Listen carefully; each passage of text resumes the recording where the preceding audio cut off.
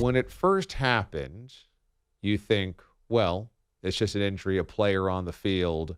Even if they've got to bring out the injury cart, there's nothing that we haven't seen here before. And ESPN didn't give anybody the heads up that this was any different.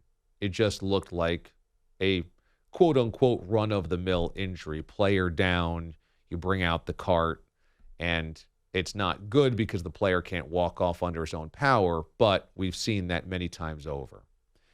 And when they came back from break and they showed Josh Allen with his hands over his face, and all you could see was his eyes that were bloodshot red, and he was seemingly hyperventilating or breathing furiously into his hands, it was the first moment that I said, this is not normal. That scene, out of everything else that we saw, that moment where Josh Allen was breathing heavily into his hands, covering his face with bloodshot eyes, was something that will stick with me forever. And then, as they pan to other players whose eyes are bloodshot from crying, you knew this was a completely different scenario. Players obviously have seen their teammates injured. They've been injured. They've seen a cart out. They've seen the medical team out. They've seen players down. We've seen even teams huddle around players on the field. I don't ever remember seeing a group of professional athletes immediately start crying upon an injury. And we've seen some really devastating injuries, but they all pale in comparison to this one. And when ESPN kept the long shot, we didn't have any tight shots of the field, of the players making the circle around Hamlin. When Buck came back and just said, well, we're going to pause again, and they didn't update us on what was happening, you knew it was way worse than anybody has seen on a football field in a really long time. In an NFL game that the entire country was watching. And that's what makes this also so jarring, is that this was one of the biggest games of the season. This is arguably the biggest football game of the season in prime time as a standalone game. This wasn't two teams that were playing out the string at the end of the year, 1 o'clock on a Sunday, covered up by everything else. It was happening as the only game that we were all watching because there was such a significance to the game. So in that way, you know, when something like this happens, it takes on such a different significance because everybody's watching it and experiencing it in real time. Damar Hamlin is 24 years old. He was a 6th-round draft pick of the Bills 2 Aprils ago. He has played in 30 games over these 2 seasons, 14 starts. And once we learned last night that Damar Hamlin was being administered CPR, that's when my heart dropped. Certainly seeing Josh Allen look like that and other Bills teammates look like that, you knew this was not normal. But when they said CPR and that he was being given CPR for 9 minutes, truly that was when my heart dropped and my brain just started computing this is worst case scenario. This is the worst thing that could happen on a football field. This is absolutely the worst thing that could happen. And, you know, when you see the players making that really tight circle around Damar Hamlin, they're obviously protecting the scene. And so the scene was clearly very dire and very difficult to watch. In that situation, the NFL, I guess, had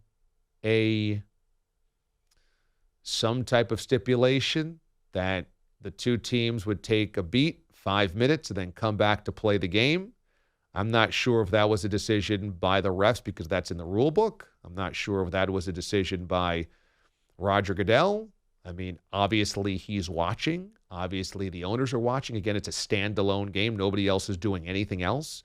So I wonder how different this would be if this was happening in the middle of a Sunday. But as the only game, everybody was locked into this. And when whoever made the call to come back after 5 minutes made that call, I would hope that they were unaware of the severity of this, because how to ask those young men to play football after watching what they just watched seemed impossible to me.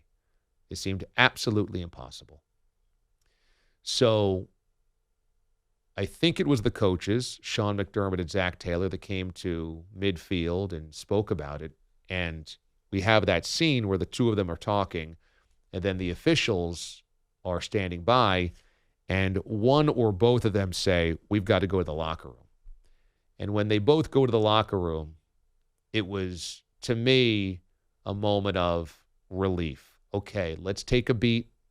Everybody return to their respective locker rooms. Let these young men, let these professionals, let these teammates and friends, let them digest something emotionally about this before we ask them to play football. And that was a big, big potential disaster that was averted. If we had gone back and watched them play football with this as the specter hanging over them, it would have looked awful in retrospect and would have been unsafe to the players on that field. How could you possibly mentally be focused enough to play this game after watching that? I mean, there's obviously no easy connection. There's no easy parallel to this in our lives, but it would be like being at work and having a friend / coworker collapse on the ground and being administered CPR and obviously not breathing on their own, and then being told, okay, 5-minute break and then let's get back to work. There's just no way you'd be able to do it, let alone play a football game, let alone play a violent football game where injury happens on every possession potentially. This is not sitting at a computer and inputting data. So thank goodness they didn't play last night, and I just walked away. You know, I couldn't pick myself up off the couch and away from the TV. I was just staring at the TV, and really there was no information being given.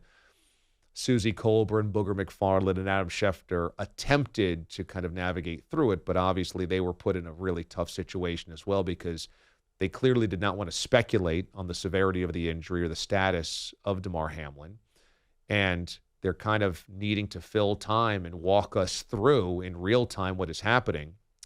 But I couldn't tune away because I wanted the update on how Hamlin was doing, but in reality, there was no real updates coming. And when I heard that they had canceled the game, or at least postponed the game, you know, it felt like, okay, thank goodness they did that.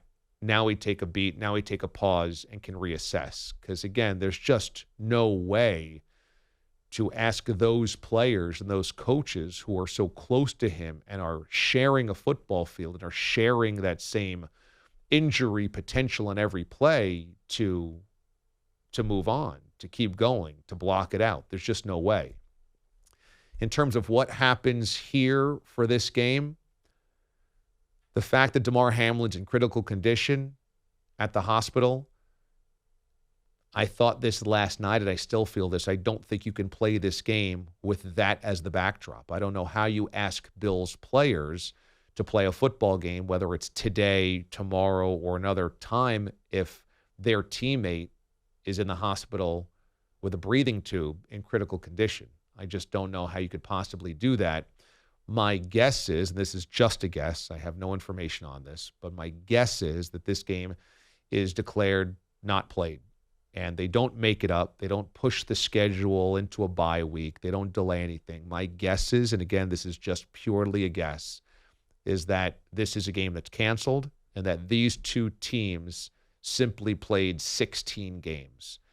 And as we all know, this game was remarkably important in the standings, not so important in real life, but tiebreakers, home field advantage. If they do just cancel this game, they may just say that both the Bills and the Bengals played 16 games and use win percentages to decide the seedings. But playing a football game today, considering that the Bills have already gone back to Buffalo, getting them back today to play in Cincinnati seems highly unlikely. And having them play tomorrow on a Wednesday before they'd have to play again this upcoming weekend is impossible. You're not going to ask that of them. So the fact that this game was not played last night, the fact that it was a Monday night, pushing back their whole week, knowing that there is another week of games to be played this upcoming weekend, I just don't think this game's going to end up being played. There was a precedent. 9/11 happened, and they delayed the schedule by a full week. Hypothetically, you could do that. But remember, that happens at the very beginning of a season, not at the end of a season.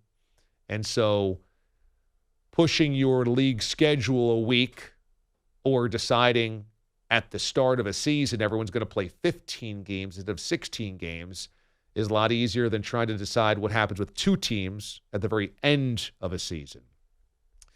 To me, that's the context of there is no easy solutions here. There is no easy answers. There's no easy ways to navigate something like this. And I can only imagine the pain that the Bills players felt last night, but mostly I'm just consistently consumed by Damar Hamlin's family, that his mother was in the stands. His mother came out of the stands and rode in the ambulance to the hospital. And I'm just consumed by the idea of Hamlin's family having to watch that in a football field and his mom being present for it. And obviously, we all are just thinking the same thing. Please pull through, please pull through, please pull through. And forget football. This is just about surviving and being able to remain on this earth with his family, with his friends, and for teammates that witness such a horrific thing on the field, you can only feel great empathy towards the shock and the trauma of watching somebody go down right next to you in the same activity that you are partaking in.